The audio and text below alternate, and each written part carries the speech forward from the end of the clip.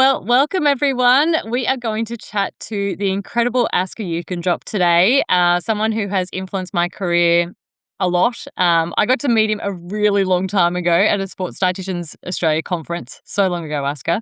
But it is an absolute pleasure to invite him on today. And I guess, first of all, for those who haven't met Asker, you'd be hiding if you haven't in the sports dietitian field. But tell us a bit about yourself, Asker, and what you're currently up to.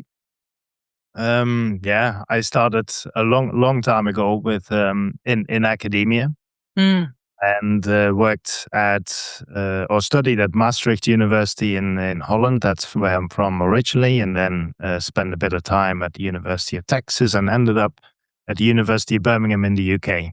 And we did a lot of research, not just on the sports side, but also in various sort of metabolic diseases. That was my field, metabolism.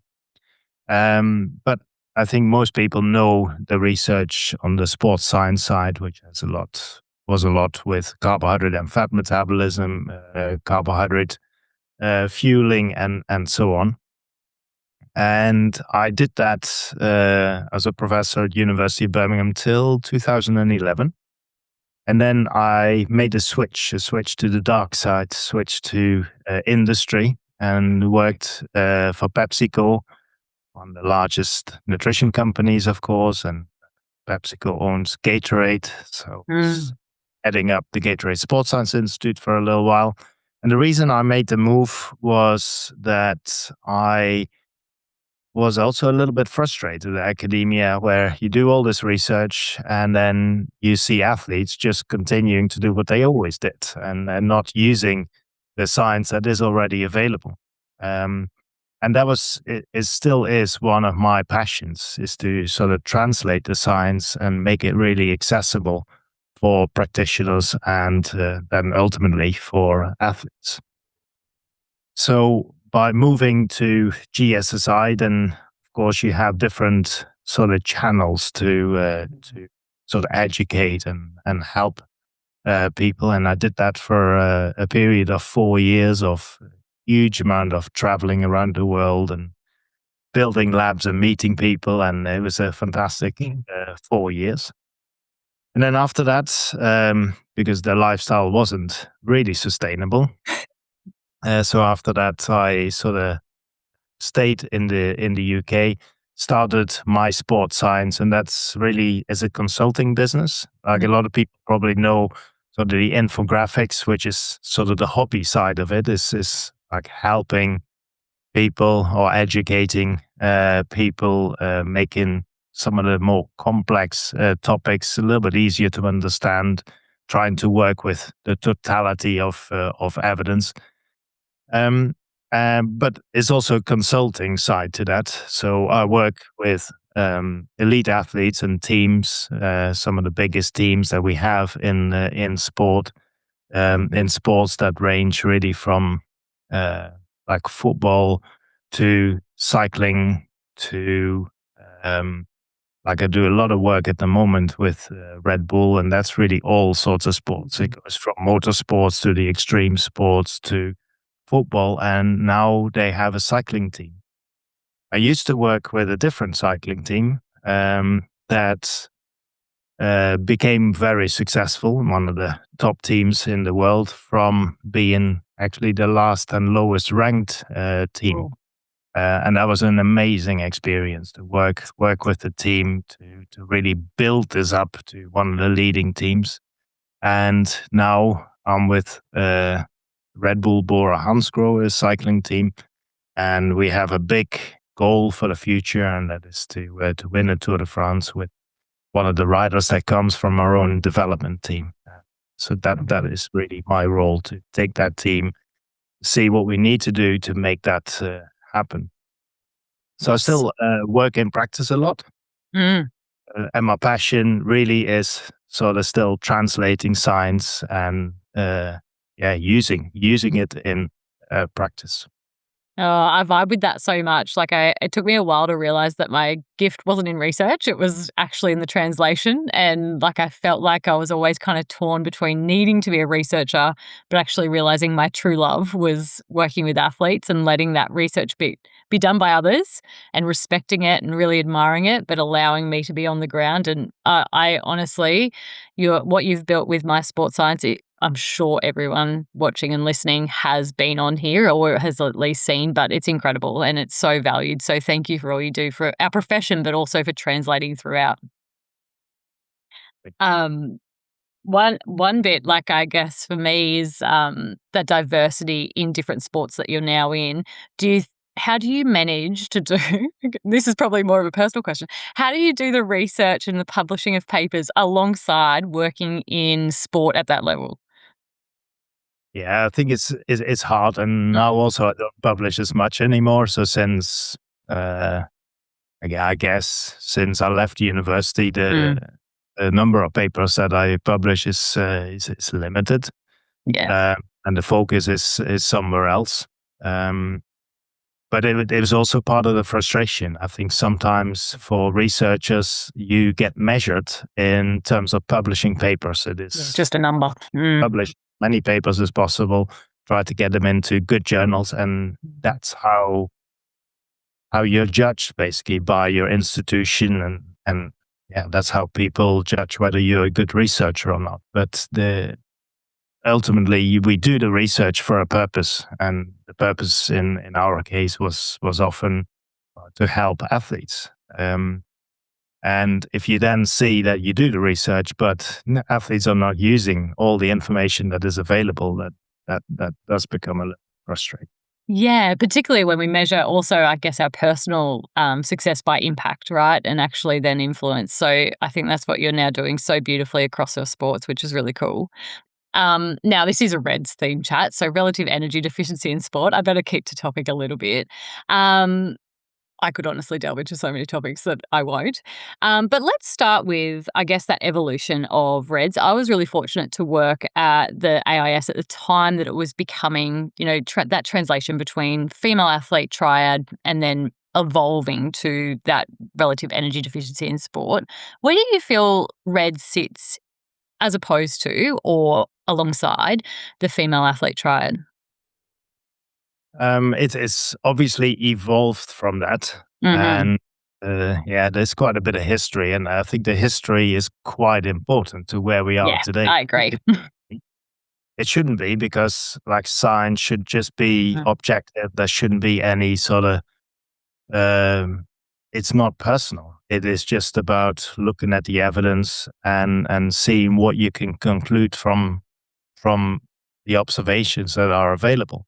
mm, The reality is sometimes it does become personal, um, and I think this happened a little bit with the female athlete triad, and then uh, with all the best intentions, like seeing that, well, maybe there are more things that can be explained by this low energy availability, and that's a little bit the background to this. But it's also a logical progression. It's like, look, we have some more observations. Maybe they're also linked, and so the model that was originally quite easy to understand and quite sort of compact, then became bigger and bigger. Um, but at the same time, and I think that this is what we'll talk about, is the sometimes, yeah, models are like always simplifications of the real world, and they help us to understand the real world a little bit better, get our heads around something that is actually super complex. mm. Um, I think in this case, maybe what has happened over time, it has become sort of bigger and bigger, and low energy availability was used to explain more and more and more. But in doing so, sometimes I think it's also become a little bit of an oversimplification. The story kind of then had that piece carried away, I guess. And there's often a lot of truth in the story, but then, as you said, there's this overemphasis or overstretch of where that actual evidence sits. And is that where was there things that you were noticing in practice at the time that led you to publish the initial paper of Red's Does It Exist? Or was that more a research piece of going, hang on, we need to ask a few more No, questions not at here? all. It actually came like Mm. 100% from sort of the practical side of Yeah, things. right. I was working like I've worked quite long with the Dutch Olympic Committee, and I Uh-huh. was head of nutrition for the Dutch Olympic Committee for a long time.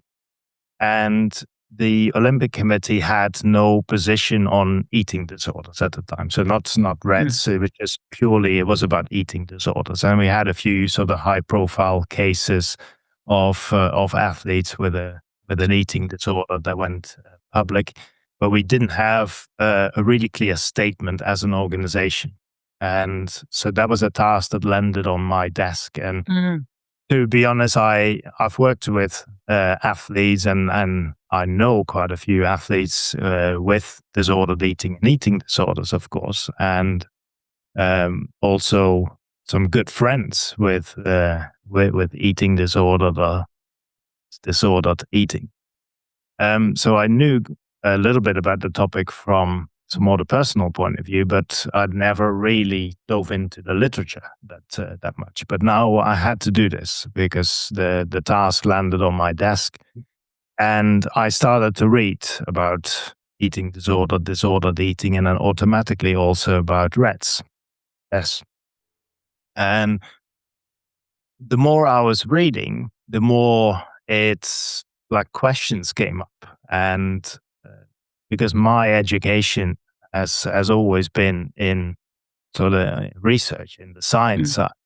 So it is about asking the question: is that really true? Where is the evidence of that? And in quite a few areas, when I was like trying to find the evidence, it wasn't quite there, and um, so sometimes you see this happen in the literature, that there are like quite strong statements Mm. that no one questions anymore. Um, and when I started reading, I was questioning even the very basic statements of a concept. And then when you then go back and say, well, actually, the evidence isn't that strong. Uh, I can see how they used it maybe as evidence, but it really isn't that strong. And this is sort of what happened. And because it also covered so many different areas where I'm not an expert, say immune function, bone mineral density, those Mm. areas. I then invited some experts on those topics to sort of help me get my head around. And when they dove into the literature, they came to similar conclusions. And that was the origin of the paper. Mm. Fantastic. That's so interesting. And I agree, like I I actually never thought I'd be an eating disorder dietitian. I was like, nope, I work with athletes and I will always refer on. But it turns out that when you work with people, you work with disordered eating and eating disorder. So I had to delve into that myself. And it was a very big and vulnerable learning and unlearning a lot of the time. But it definitely connected so many dots for me around energy deficiency. And really got me to delve into the question of like, it's not necessarily that endpoint, say, the Leafs queue and you got that endpoint, number. It wasn't actually about the number anymore. It was like the story underneath those screening questions. And then if you added another layer of disordered eating screening questions, it painted this really interesting picture of the person rather than just a number or a diagnosis or a theory. And I think that's what I really adore about your discussion and also your curiosity of questions. It's like there's a bigger picture underneath that and there's a bigger why beneath that. And yes, maybe that's part of the picture, but there's so many other things that we need to be looking at in that person to appreciate where those symptoms have come from and why they exist. So yeah, I definitely agree. I guess like the big thing that I was going to ask next is how do you feel that IOC consensus paper did overstretch? Was it in every area that you kind of then pulled apart in that paper, or were there just really key pieces that you're like, I can see some evidence there and I agree? Or was it a really like big overarching, I think we need to look at this whole thing? Yeah, it's more the latter. I think it's more Mm, looked at the whole model basically because yeah. it was put forward as a model with low energy availability of the center of the model. Still is like Mm, the figure, the key figure in the consensus paper is still low energy availability is at the center of the universe, and everything else comes out of there. Um, so for me, it's more like having a look at the whole model and the definitions, especially. mhm, Because I think if we change the definitions a little bit and then said, well, maybe it's not just low energy availability that sits at the core of all of this, but it's something else. And low energy availability could be a part of that core. But there's many other things that could be part of that as well. I think the history for me also plays an important role because I started my career actually working at a time where we talked a lot about overtraining. It was the hot topic at the time, and the discussions are like almost like it's like a deja vu. Now we call it rats, and then we called it overtraining, and the there's so many similarities. One of the similarities is that we had in the field of overtraining, we had so many review papers. And then you read the review papers and you discover, well, it's actually very few original papers that support all these ideas. So it's a model that is presented. And then we try and find some literature here and there that can support our ideas. But the actual original research is missing. And it's a little bit the case here too. If you look at the literature, there are so many review articles, like a disproportional number of review articles compared to original research. And with original research, I don't mean the studies where you give people a questionnaire and then you rate them on like how high risk they are to develop mm, RES. I mean, like proper like studies that can establish a cause and effect relationship. And there are definitely more studies than there were at the time in overtraining, um, but it's still really limited, especially in certain areas, especially if we keep adding more symptoms to this. mm. And yeah, the research needs time to keep up with this. It just, yeah, the evidence isn't really that strong, in my opinion. Yeah, I think that is so interesting. And I think the big question then is like, where do you sit then when we look at the concept of REDS and does it exist? Because I think one thing that our practitioners are really struggling with now is like, in both papers, they make such valid points. And I don't think either is like super incorrect or like it's just a beautiful discussion when you read all the papers together. I actually found it really helpful and I didn't find that I was like really emotionally involved with either. I just thought it was a really great discussion.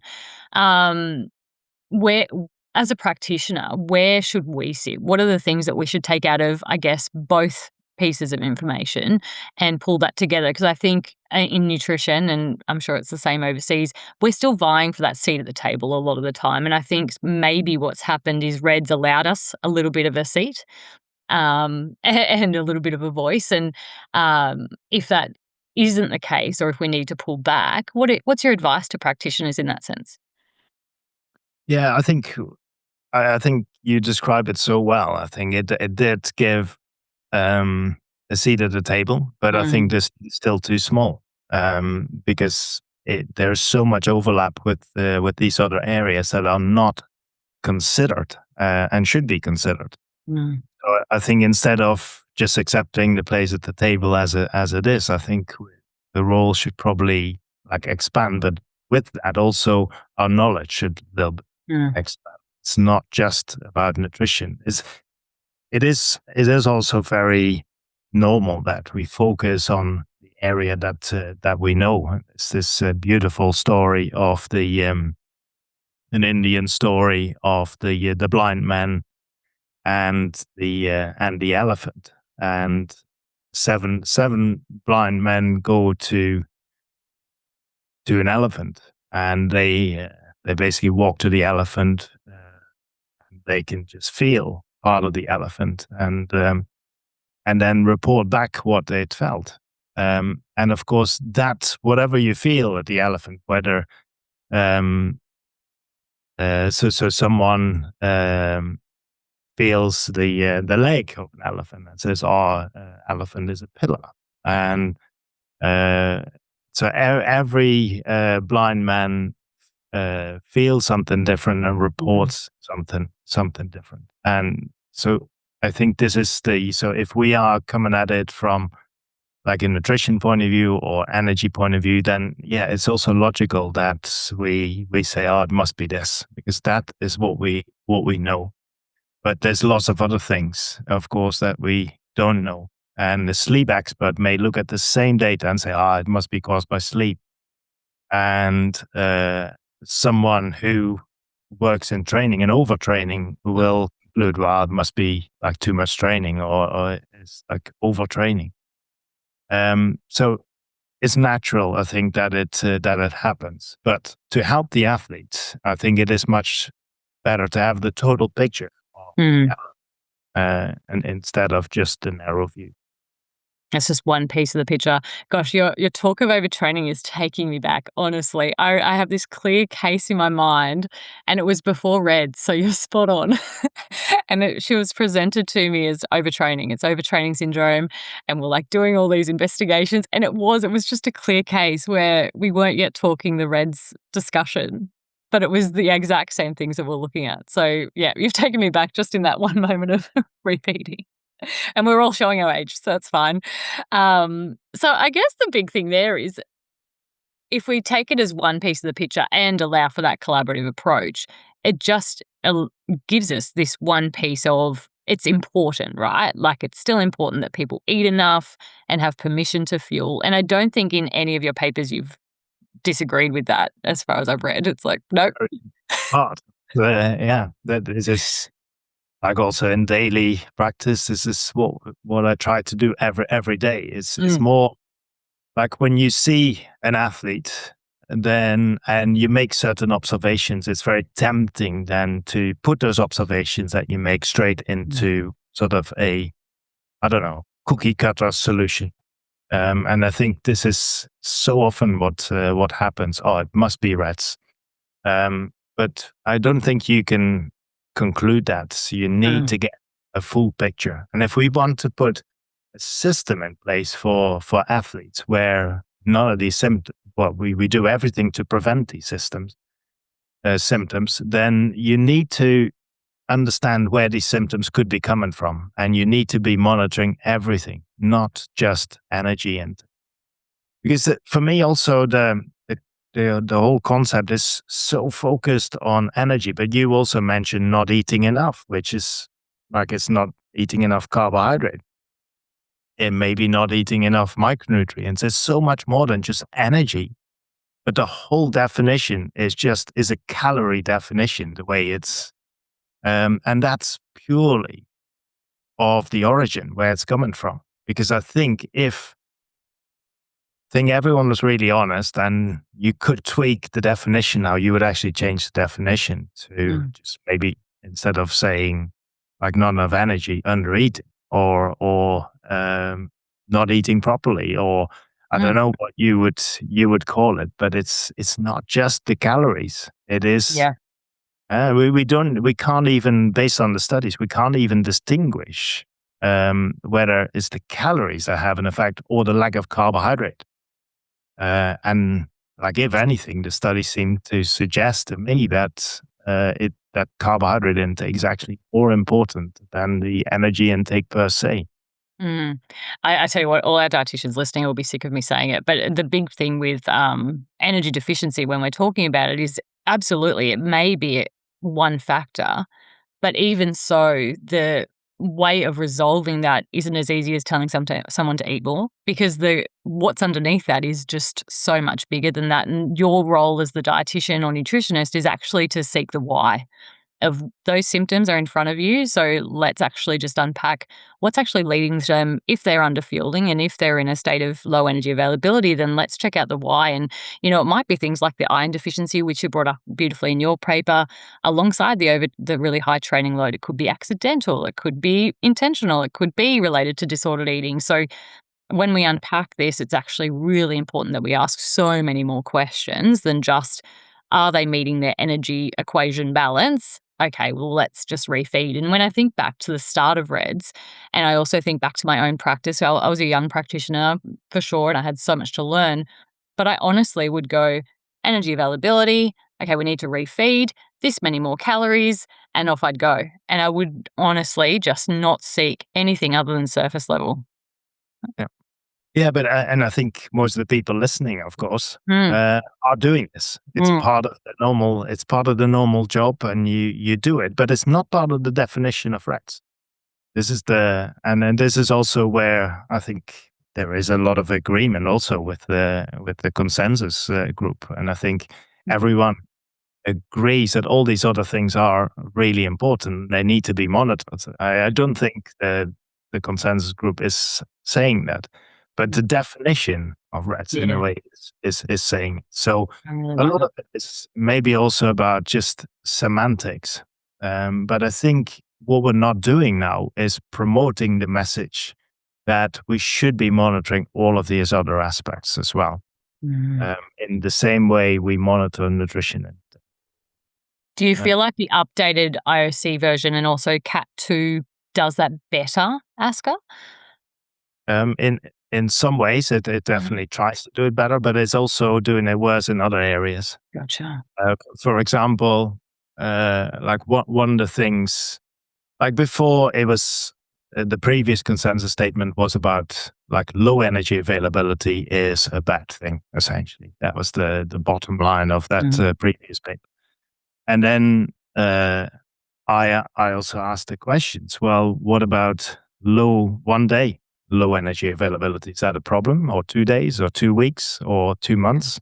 When is it a problem? So now the consensus statement makes this distinction between low energy availability as not problematic and then low energy availability that is problematic. But it leaves it completely open. When is it problematic and when is it not? So now we have to, in order to see whether it's problematic, we have to wait for the symptoms to occur. So that's really not that useful. yeah. So I think in some ways it's actually gone backwards, and in some ways, yeah, it's definitely attempted to move forward. Of course, with Mm. the tools that we have to monitor. I probably can't talk about REDS without talking a bit about your cycling, and career in cycling, of working in cycling. I don't know about your personal career in cycling, Asker. Not sure if you're right. But I'm sure this is something that you really battle with, but also utilize beautifully in the performance sense, because I think cycling is one of those sports that historically have found this really hard to find, not only relationship with food and body, but also the performance piece of power to weight discussion and where energy availability sits. So, what kind of things, I guess, do you see in practice, and how has that impacted how you feel around like REDS, but also where you'd like to see research go? Yeah. Well, I see a lot of the examples that are Mm, like usually used, I think, by people in the REDS consensus statement as mm, this is a typical case of REDS. But then I also I've worked with this Melissa bike. We developed apps, and essentially the whole point of the app was that we could control energy intake, almost like it's a clinical trial. And to do so, we we started off with a nutritionist and a chef in 2017, and we built this team of nutritionists and chefs up to about 15 people. 15 people to essentially feed 29 riders in the world tour team. A huge investment from the team. But essentially, what we're trying to do is turn this into a clinical study where every day we feed them an energy balance. And sometimes you use that energy balance to make sure that they lose the weight for their important competitions. And sometimes they are in low energy balance or, low energy balance or low energy availability for a longer period of time because we need to hit that target for specific races. And I don't necessarily see any problems. Uh, and they're definitely performing. I mean, they became the leading team in the world doing this. Um, so the discussions around like, it reduces your performance, I'm not sure it does, unless it is extremely long term. And I think the really important component is sort of the psychology around it. Beat me So to my next question.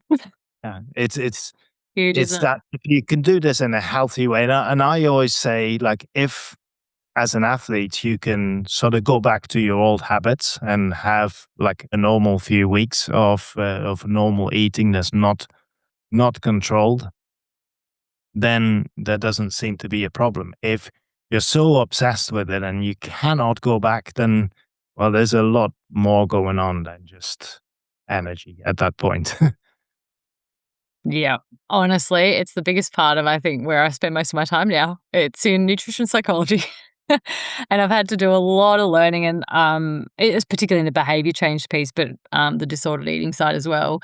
I think endurance sports such as cycling do that, well, let's say weight cycling quite well in terms of peaking at key events for performance reasons and then allowing that change over time to a point. One sport that I find really struggles with that is actually football, soccer. And there's this expectation over the duration of an entire season or year that they will stay a consistent body fat percentage, skin fold, and I think that's just a culture that needs to be challenged at times. What do you see in football and the pressures around body composition and weight? Yeah, I still also in cycling. I don't think Yeah. it's always that healthy. I would say Mm. I wish it was, but it's not. Um, and there are huge pressures as well. Like in all of these sports, really, there are huge pressures on athletes. Social media that puts pressures on them. So it's apart from the real performance side of things, there's also that pressure that they're trying to conform to. Uh, and yeah, I see it in football as well. But it's usually because there are either unrealistic expectations or um, it's it a lot of it is the psychology side of Mm. things. It's not like if you could work with athletes just purely on the energy side of things, I don't think it would be that much of a problem. We use the same app, for example, in football as well. Mm. Uh, that's so the cycling app that I talked about. We also used it with a football club, and yeah, if the players are happy to do this, we can use it in the same way, and they lose weight in a very predictable way. And the app actually helped them to uh, get rid of some of the anxiety around this whole topic because nowadays basically all they have to do is follow the app, and they know that if I follow the app, I'll get the result Mm. that I Took the want. emotion out of it. So Mm. it's for them. It was a lot of it was about, they described it as peace of mind. Mhm. So, but it's not for everyone because there's a lot of calorie counting in there, especially in football. That doesn't work very well. Yeah, that's really tricky. The one thing that I'd love to delve into a little bit is the change in carbohydrate and feeding culture in cycling. And you've been I would say from afar, a really big part in allowing a whole lot more permission to fuel riding. And I see that now flow through all endurance sports, which is so exciting. What was your biggest challenge, I guess, in the different roles that you've had in endurance sport in particular to give that permission to keep building on that amount of carbohydrate per hour that some of these guys are now having? Yeah, so I mean, this is part of the frustration I was talking about Yeah. earlier on. So we were doing all the research. The research was done in 2003. Mm, It's only the last few years that people are really taking on board totally. this research and using it, and probably overdoing it now. But that's a totally different story. Um, but yeah, 2003, these studies were published. I worked with the cycling team in 2003, and we had fueling plans that went up to 90 grams an hour, and glucose and fructose and all of that. But it wasn't really universally adopted. And now in the last few years, I think, well, the sports drinks and all the gels and everything um, have been, they're all now certain carbohydrate ratios, and everyone is pushing for 90 grams an hour or sometimes even higher. And it's normal in sport also that more is better. So now we're pushing to 120 grams an hour, and we see ridiculous amounts being used by some athletes with zero evidence. So we have very limited evidence that anything above 90 grams an hour is better than anything else. So having said that, there could be a benefit. Maybe. Just the evidence isn't really there. So very few studies have used 120 grams an hour, but a lot of athletes do use it. Yes, it has taken time, but the evidence is really strong for like at least up to 90 grams an hour. I think the evidence is very strong. In the field, were you having to show certain data or performance-related data to try and get your point across to either your key stakeholders in the performance team or the actual athletes? Yeah, no, for sure. I Mm, think data always speaks, and I think a lot of the like, and this is advice I think for all sort of dietitians, and well, whatever point you want to make, if you can measure it somehow, it's going to be more impactful. And more impactful when you talk to the performance staff, more impactful when you talk to athletes. But sometimes it's not easy to measure the things that, but it's still worth pursuing. So as an example, going back to football, for right. example, it's what you would like to see is that a certain intervention can change the behavior. Um, but measuring behavior is not so easy. But if you need to have a talk to management, for example, even showing that the number of times that players use an app has increased, or the number of times they show up for breakfast has increased, or like simple measurements that we can do. But those measurements and that sort of data is extremely powerful to go back to the management or to performance staff and make your points. I really love that, and I think it's I would something that always our professions encourage are that. great at. What was that? Sorry, Asker? No, I would always encourage people to make things measurable and then use those measurements to, or use that data to convince people. 100% agree. I think we, and I'm talking very general in Australia here, we relied a lot and for a long time on body composition as our only Hmm. data tool as nutritionists and dietitians, and that really put us behind. And it also meant that we were relying on something that didn't necessarily have a causation data set with it either. And it may have actually come at the cost of performance, but we weren't measuring that. So I think that's a really big thing that we've tried to bring into a lot of our chats in the years that we've been mentoring. So yeah, absolutely aligned with that. I think that's fantastic. It's a Um, good example mm, of like to show how important data is, because the mm, reason that happened is that you can actually provide data. You have yeah. sort of a skill, something, and you provide numbers, and the numbers have impact. Whereas in all the other areas where probably uh, your role is much bigger. It's more difficult to provide those numbers, and therefore it's a little bit less impactful. Yeah, agreed. And it's often seen as that soft science or fluffy science as soon as you start to talk in that behavior language. I can't talk about behavior without talking about culture, because when we're talking about energy availability, we'll keep it back into energy availability. Sometimes performance eating is very different to health eating. Is there different places you've been, particularly at the level of sport you're in, where you've had challenges around introducing foods that are maybe more energy dense, more processed, because the goal is performance rather than health? Yeah, I think it's a very common thing that we all run into all the time, because in society, these messages get all mixed up, and in society, we don't really understand the difference between a performance effect and a health effect, and there is generally more focus on health effects.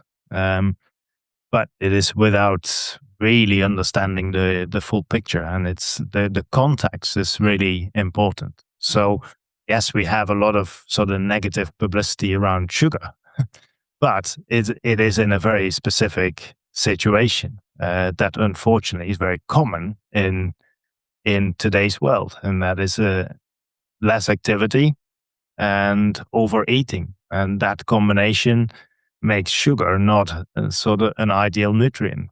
But Mm.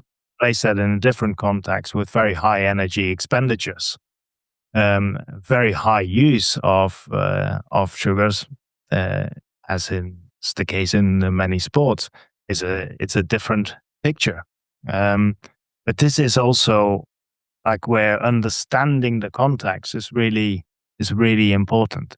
So it's not too different than my message around rats, where like we Mm. oversimplify a message and then we apply it to all situations. Yeah. Um, it's the same here. So let's not oversimplify things, and let's really understand the context of where we're using it.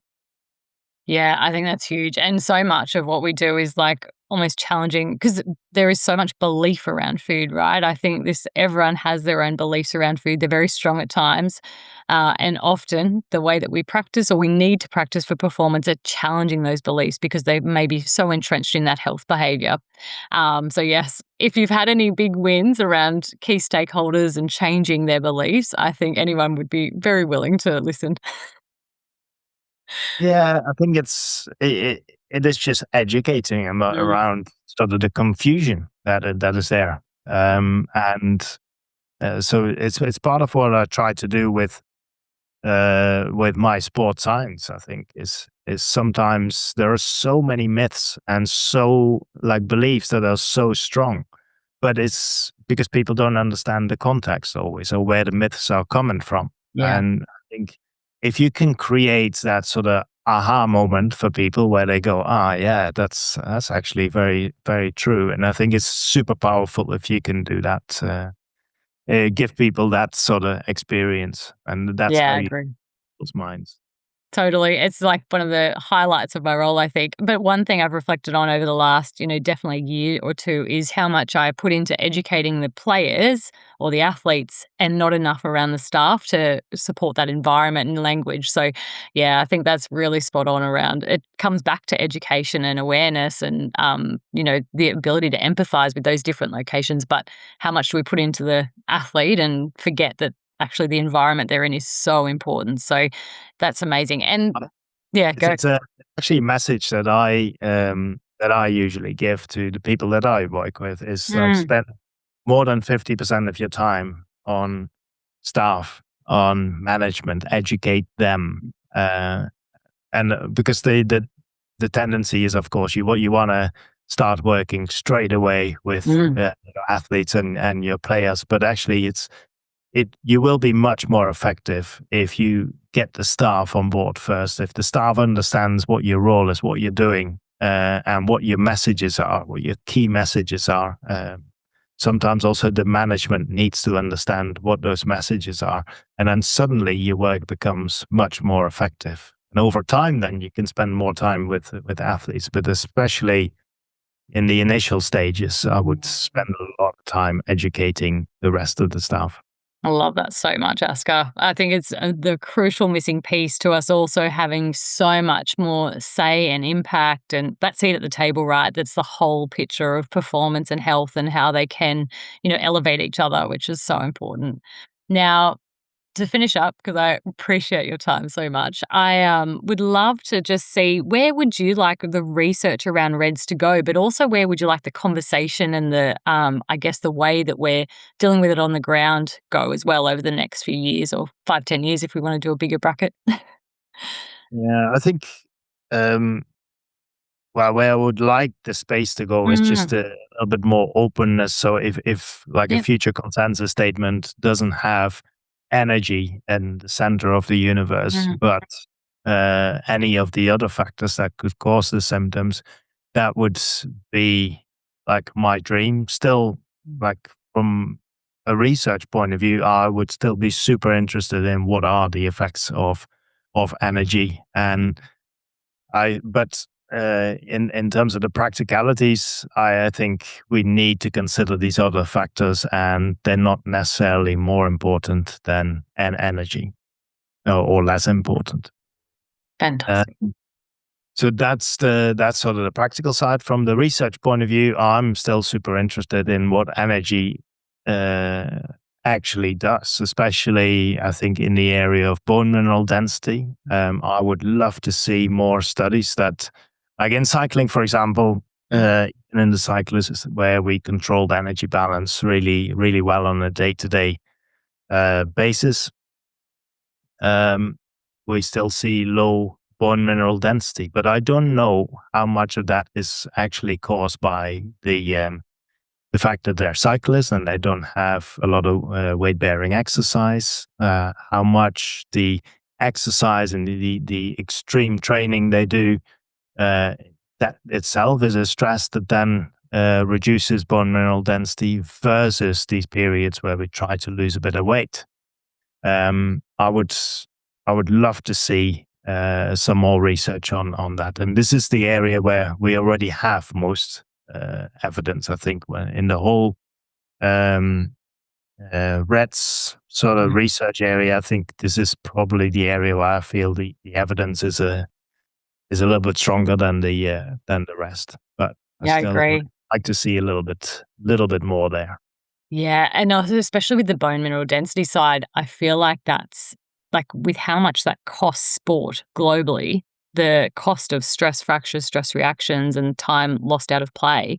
I just feel like it's this missing link of where nutrition could impact so heavily. I feel like I can already just predict your papers in the next 5, 10 years, hopefully.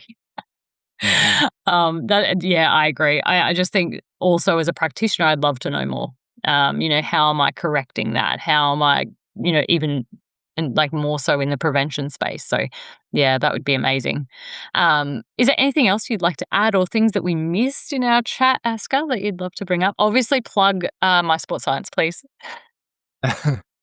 Yeah, no, I think we covered a lot of things, and I hope hopefully one of the things that gets across is that like we tend to work a little bit in silos sometimes. At the same time, we're asking for a place at the table Mm, to for nutrition. So I think we earn that place at the table by actually breaking down those silos and integrating more with different departments by understanding also more of different departments mm, and going across a little bit more.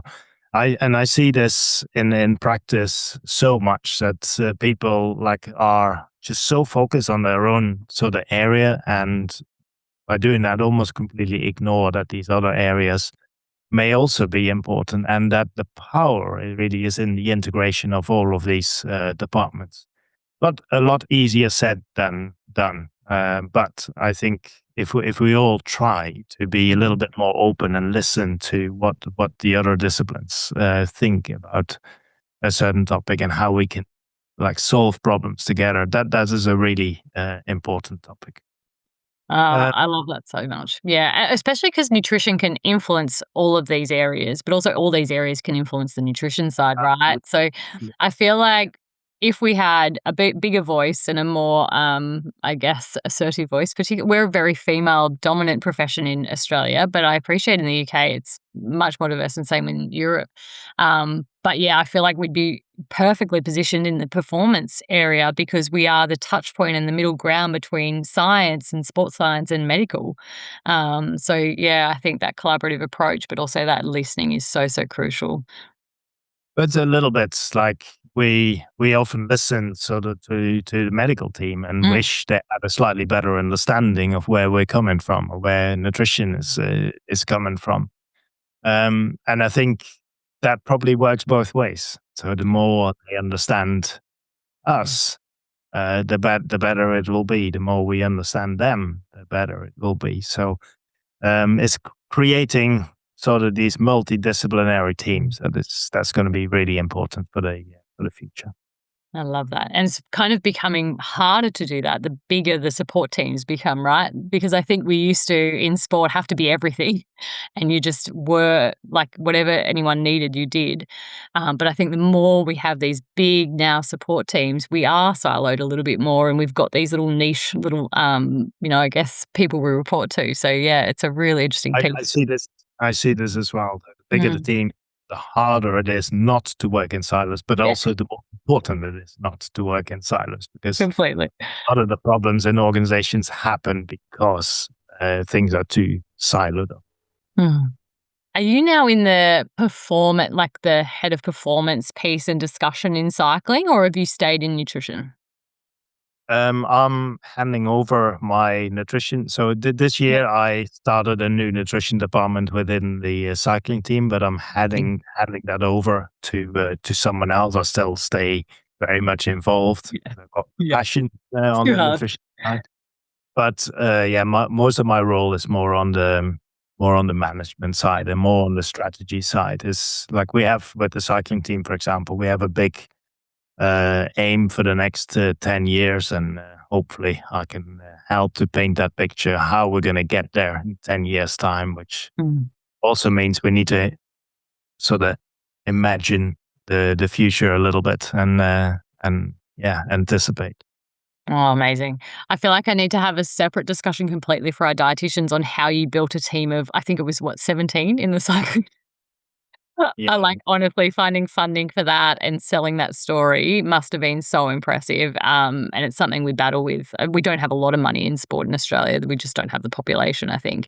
But I think everyone could probably learn a lot from that experience from you as well. happy to share that Mate. sometime. Yeah, I feel like it's more than 10 minutes though, so I might just hold it there. Noted. That's right. Thank you so much for your time, Asker. Honestly, it's been such a pleasure to hear all of your experiences, your reflections, and that curious, always questioning is so, so worthwhile. So thank you so much for your time. Yes, and thank you for having me. And then on the topic of rats, maybe I Mm. can also mention that on my Sports Science Academy, we try to do 10 webinars roughly per year. We've had a few on this topic of rats, and it's probably sort of worth looking up those lectures where we go into like what are some of the problems of measuring, trying to measure it, and go into a lot of detail, also beyond like the actual paper that we publish. So if people are interested, I would encourage them to go to my Sports Science Academy. And We will absolutely link it. Thank you, Asker. thank you. Amazing. Thank you. And have a good day, I guess is what we're up to here. Yes, thank you very much. Thanks, Bye. Asker. Chat soon. Yeah. Bye bye. Appreciate your time. Bye.